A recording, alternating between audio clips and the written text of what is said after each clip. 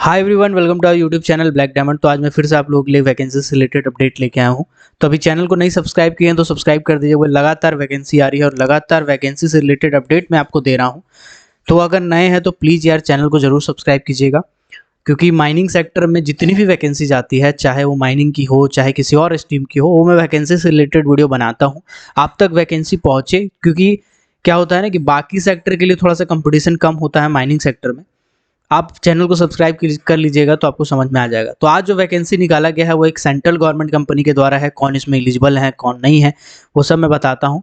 सबसे पहले मैं आपको बता दूं, जो कंपनी की तरफ से वैकेंसी निकाली गई है उस कंपनी का जो नाम है वो है NMDC।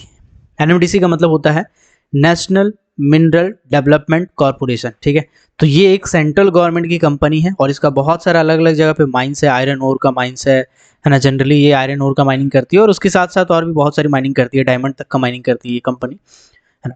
तो इसका Bacheli complex, Bailadila iron complex, हिरंदुन कॉम्प्लेक्स जो कि छत्तीसगढ़ वाला और MP का कुछ DMP पन्ना जगह पे फैला हुआ है। ठीक है ना। तो ये पर्टिकुलरली कुछ जगह के लिए निकाली है वैकेंसी।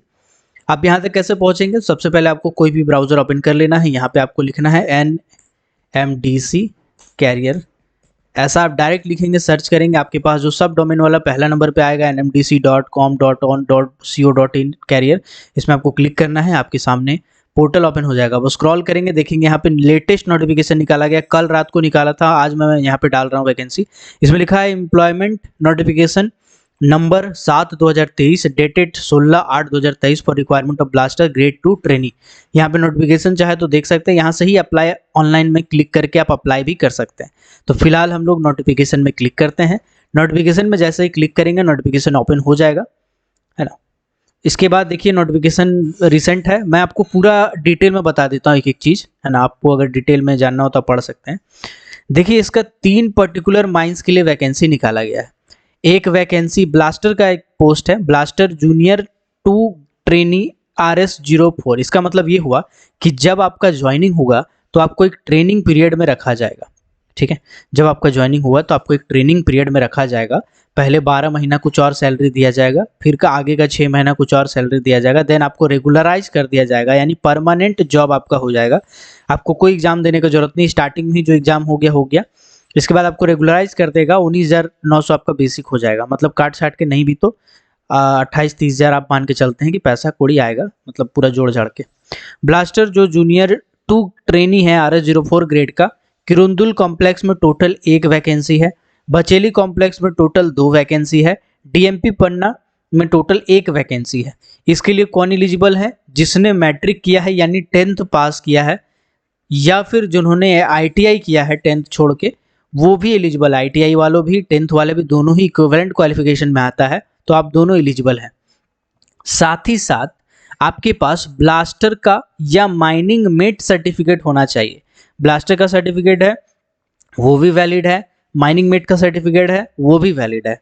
इसके बाद आपके पास फर्स्ट एड सर्टिफिकेट होना चाहिए। DG में जिसको ऑथराइज करती है उसके पास से आपके पास फर्स्ट एड सर्टिफिकेट होना चाहिए वैलिड। इसके बाद क्या बोला है? उसके बाद बोला है एक्सपीरियंस होना चाहिए 3 साल का ब्लास्टिंग ऑपरेशन में। ब्लास्टिंग ऑपरेशन में 3 ईयर एक्सपीरियंस होना चाहिए। तो ये भी आपके लिए इंपॉर्टेंट चीज़ है। अब आप इसको स्क्रॉल करेंगे और चाहेंगे तो अपना पोस्ट देख सकते हैं कि कितना कितना पोस्ट है। तो देखेंगे जो किरंदुल कॉम्प्लेक्स है उसमें सिर्फ ST कैटेगरी का 1 सीट है। जो बचेली कॉम्प्लेक्स है उसमें 2 सीट है अनरिजर्व कैटेगरी का, और DMP पन्ना में 1 सीट है अनरिजर्व कैटेगरी का। ठीक है, चलिए आते हैं आगे। इसके बाद आप बात करते हैं सैलरी वैलरी के बारे में। तो भैया ऐसा है कि जब आप निकाल लेंगे रिटन एग्जामिनेशन, फिर आपका ट्रेड टेस्ट होगा, जब निकाल लेंगे तो कुल मिलाकर के आपको 19,000 रुपया 12 महीना आपको लगातार मिलेगा। ये 19,000 रुपये में कुछ और जुड़ेगा नहीं, कुछ नहीं जुड़ेगा। 19,000 रुपया सूछा सूची मतलब पूरा पूरी टोटल हाथ में आपको मिलेगा, जिसको हम लोग स्टाइपेंड कहते हैं। इसके बाद अगला 6 महीना तक यानी 1.5 साल जब आपका होने वाला रहेगा तब तक आपको 19,500 रुपया मिलेगा। जब आपका 1.5 साल खत्म हो जाएगा, है ना, तो उसके बाद यानी 18 महीना जब आपका खत्म हो जाएगा उसके बाद आपको रेगुलराइज कर दिया जाएगा। और जो रेगुलराइजेशन का बेसिक है वो 19,900 रुपया आपको मिलेगा, जो कि RS04 ग्रेड का आता है। 19,900 आपको बेसिक मिलेगा। हर साल 3% का इंक्रीमेंट होगा और ये जो बेसिक है वो 35,000 तक जाएगा।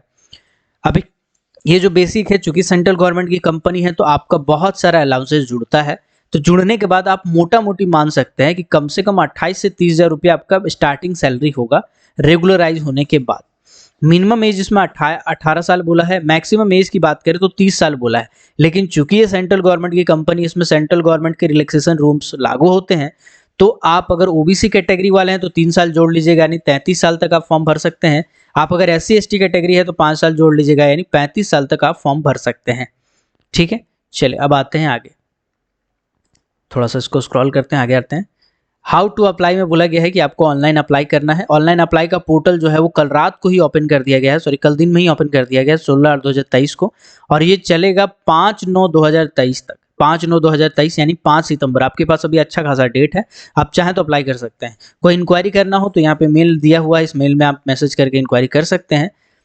बाकी यहाँ पे और आगे का प्रोसीजर मैं बता देता हूँ। जब आप अगर आपका 150 रुपये फी है, आपका 150 रुपये फी से अगर आप ओबीसी या ओबीसी जनरल कैटेगरी के हैं या ओबीसी कैटेगरी के हैं या ईडब्ल्यूएस कैटेगरी के हैं तो आपका 150 रुपये फी लगेगा।